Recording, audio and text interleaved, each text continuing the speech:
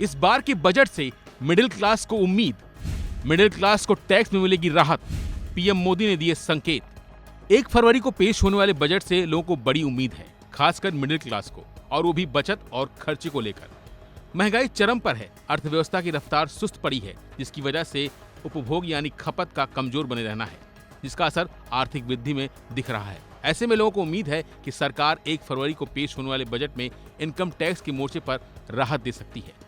हालांकि सरकार भी इस बार मिडिल क्लास टैक्स पेयर्स को राहत देने के मूड में दिखाई दे रही है। पीएम नरेंद्र मोदी ने बजट सत्र की शुरुआत में मीडिया को संबोधित किया। इसमें उन्होंने संकेत दिया है कि 1 फरवरी को पेश होने वाले बजट में मिडिल क्लास को बड़ी राहत मिल सकती है। पीएम मोदी ने इसके लिए धन और समृद्धि की देवी लक्ष्मी का आह्वान किया है।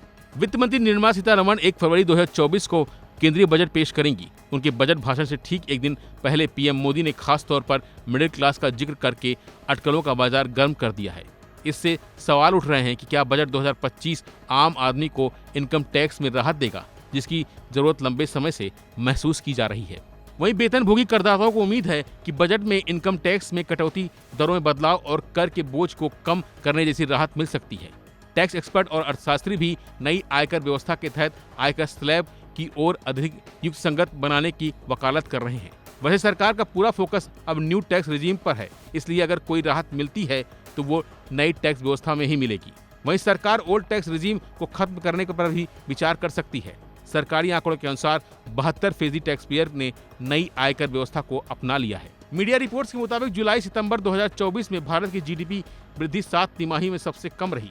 खाद्य मुद्रास्फीति ने शहरी परिवारों की आय पर दबाव बढ़ा दिया है। इस वजह से वाहनों, घरेलू सामान और पर्सनल केयर के उत्पादों की मांग प्रभावित हो रही है। टैक्स एक्सपर्ट का कहना है कि अगर उपभोक्ताओं के हाथ में अधिक इनकम आती है तो वो खुलकर खरीदारी कर पाएंगे और भारत की अर्थव्यवस्था इसमें तेजी आएगी। मंत्री निर्मला सीतारमण ने यूनियन बजट 2024-25 में न्यू टैक्स रेजिम को ज्यादा एट्रैक्टिव बनाने के लिए कई कदम उठाए थे। इनमें टैक्स स्लैब में बदलाव और स्टैंडर्ड डिडक्शन की लिमिट बढ़ाना शामिल है। सरकार चाहती यही है कि ओल्ड टैक्स रेजिम को छोड़कर न्यू टैक्स रेजिम में सब लोग आ जाएं, और इसी के चलते हम देख रहे हैं कि सरकार न्यू टैक्स रेजिम को ज्यादा अट्रैक्टिव बना रही है।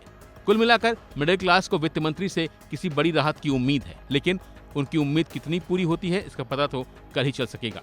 फिलहाल के लिए बस इतना ही। बाकी अपडेट के बने रहिए वन इंडिया हिंदी के साथ।